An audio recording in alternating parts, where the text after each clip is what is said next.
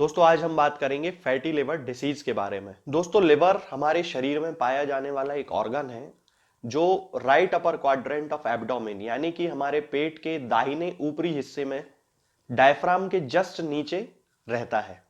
ये हमारे शरीर में मेटाबोलाइट्स को डिटॉक्सिफाई करता है, प्रोटीन का सिंथेसिस करता है, आरबीसीज को डिकम्पोज करता है यानी कि रेड ब्लड सेल्स जो होती हैं उनको डिकम्पोज करता है, ग्लाइकोजन को स्टोर करता है और हार्मोन्स का प्रोडक्शन करता है। चूंकि लिवर फैटी एसिड्स का भी मेटाबॉलिज्म करता है तो इस मेटाबॉलिज्म के दौरान जो ट्राइग्लिसराइड्स होते हैं यानी कि जो न्यूट्रल फैट्स होते हैं वो लिवर की कोशिकाओं में ड्रॉपलेट्स के रूप में इकट्ठे हो जाते हैं यानी कि वसा की कुछ बूंदों के रूप में वो लिवर की कोशिकाओं में इकट्ठे हो जाते हैं। इसे ही फैटी लिवर या हेपेटिक स्टीटोसिस कहा जाता है। दोस्तों फैटी लिवर डिसीज दो प्रकार की होती है, एक non alcoholic fatty liver disease यानी कि NAFLD और एक alcoholic fatty liver disease. Non alcoholic fatty liver disease यानी कि हम नाम से ही समझ सकते हैं कि वे पेशेंट्स जिनमें अल्कोहल के कंजम्पशन की कोई हिस्ट्री नहीं होती है, उसके बाद भी उनके खाने पीने में आए हुए पदार्थों के कारण ही लिवर में फैट के ग्लोब्यूल्स इकट्ठे हो जाते हैं, फैट के ड्रॉपलेट्स इकट्ठे हो जाते हैं, तब उस कंडीशन को non alcoholic fatty liver disease कहा जाता है। दोस्तों अब हम बात करते हैं अल्कोहलिक फैटी लिवर डिसीज के बारे में, यानी कि वे लोग जो अल्कोहल का ओवर कंजम्पशन करते हैं, अल्कोहल की बहुत ज्यादा मात्रा का सेवन करते हैं, उन लोगों में जब फैटी लिवर डिसीज पाई जाती है तब उस कंडीशन को अल्कोहलिक फैटी लिवर डिसीज कहते हैं। अल्कोहलिक फैटी लिवर डिसीज के केसेस में उन पेशेंट्स में क्रॉनिक हेपेटाइटिस, फाइब्रोसिस और लिवर सिरोसिस भी पाया जाता है। इसके बाद हम बात करते हैं फैटी लिवर डिसीज के साइंस और सिम्टम्स के बारे में। तो सामान्यतः बहुत सारे लोगों में या बहुत सारे पेशेंट्स में अल्कोहलिक या non alcoholic fatty liver disease के बहुत सारे सिम्टम्स देखने में नहीं आते हैं, या जब उनमें सिम्टम्स आते हैं तब वो ग्रेड 2 या ग्रेड 3 से ऊपर की स्टेज वहां पर डेवलप हो जाती है।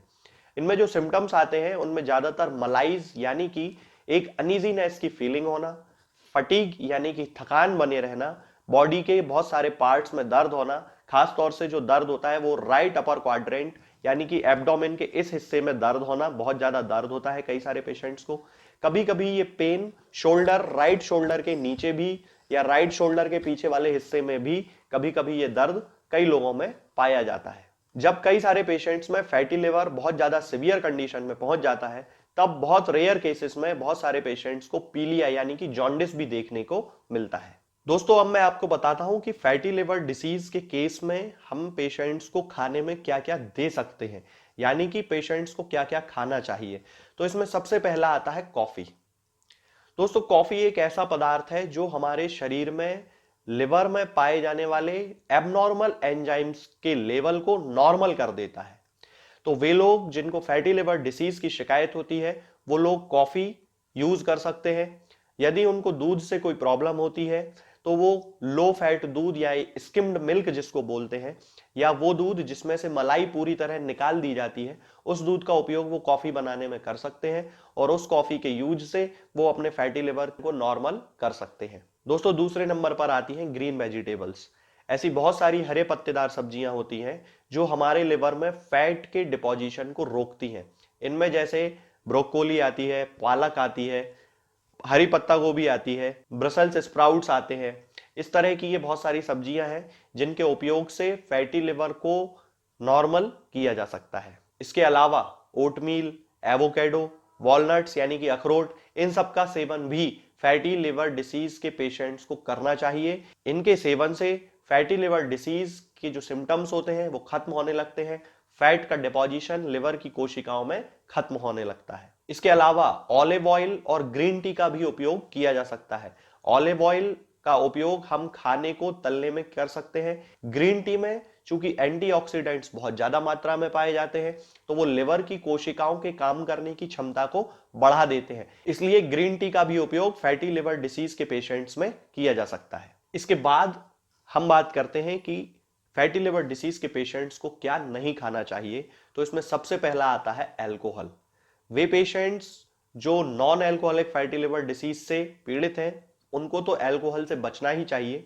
इसके अलावा जो patients alcoholic fatty liver disease से पीड़ित हैं यानी कि अल्कोहल के ओवर कंजम्पशन के कारण उनमें फैटी लिवर डेवलप हो गया है, उन पेशेंट्स को भी अल्कोहल पूरी तरह से बंद कर देना चाहिए।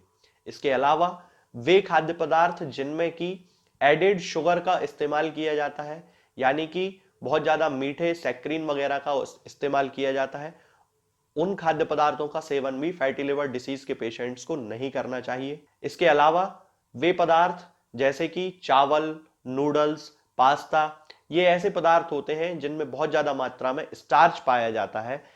इस तरह के पदार्थों का सेवन भी फैटी लिवर डिसीज के पेशेंट्स को नहीं करना चाहिए। इनमें व्हाइट ब्रेड और रेड मीट भी आता है। तो इन पेशेंट्स को जिनको फैटी लिवर डिसीज की शिकायत है, इन चीजों को खाने से बचना चाहिए।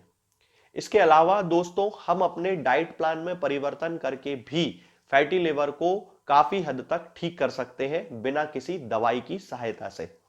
तो मैं आपको बताता हूं एक ऐसा डाइट चार्ट, मैं यहां पर एक फोटो लगा देता हूं जिसमें आपको पूरी तरह से मैं समझा देता हूं कि ब्रेकफास्ट में हमें पेशेंट्स को क्या देना है, लंच में हमें पेशेंट्स को क्या देना है और डिनर में हमें पेशेंट्स को क्या देना है। तो जब हम इन खाद्य पदार्थों का उपयोग फैटी लिवर डिसीज के पेशेंट्स के लिए करेंगे तो उनका जो फैटी लिवर है वो धीरे धीरे अपने नॉर्मल लेवल पर आने लगेगा। जैसे ही सुबह सोकर पेशेंट्स उठते हैं, उन्हें सबसे पहले 2 गिलास गर्म गुनगुना पानी जरूर पीना चाहिए। गर्म गुनगुना पानी पीने से हमारे शरीर में जो भी टॉक्सिन्स इकट्ठे हो गए हैं वो यूरिन के माध्यम से शरीर के बाहर निकल जाते हैं। इसके बाद बारी आती है ब्रेकफास्ट की। तो हमें ब्रेकफास्ट में उन पेशेंट्स को क्या देना है, मैं ये चार्ट में आपको समझा देता हूं कि ब्रेकफास्ट में हम उन पेशेंट्स को 200 ग्राम ओटमील, 1 केला, 1 cup coffee, low fat milk, upma, सूजी, बेसन का चीला या इडली या दलिया, इन सब चीजों को हम उन्हें दे सकते हैं। इसके बाद बारी आती है दोस्तों लंच की।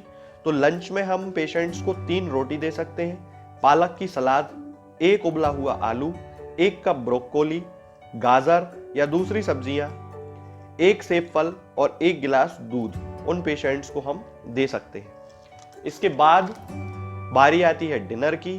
तो डिनर हमेशा थोड़ा हल्का करना चाहिए। उसमें हम पेशेंट्स को 2 रोटी दे सकते हैं, 1 कप ब्रोकोली दे सकते हैं और 1 गिलास दूध दे सकते हैं।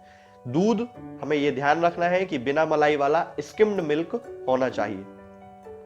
रोटियां जब हम बनाएं तो हमें इस चीज का ध्यान रखना है कि जो रोटियां हो वो मिस्सी रोटी हो, यानी कि गेहूं और चने के आटे से निर्मित रोटी हो।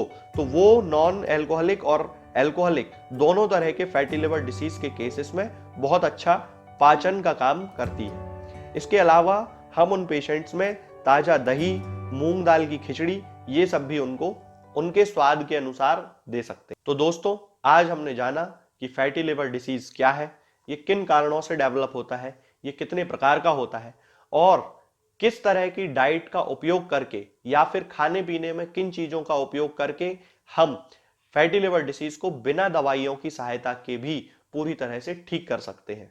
आगे के वीडियोस में हम बात करेंगे कुछ और नई बीमारियों और उनकी होम्योपैथिक दवाओं के बारे में।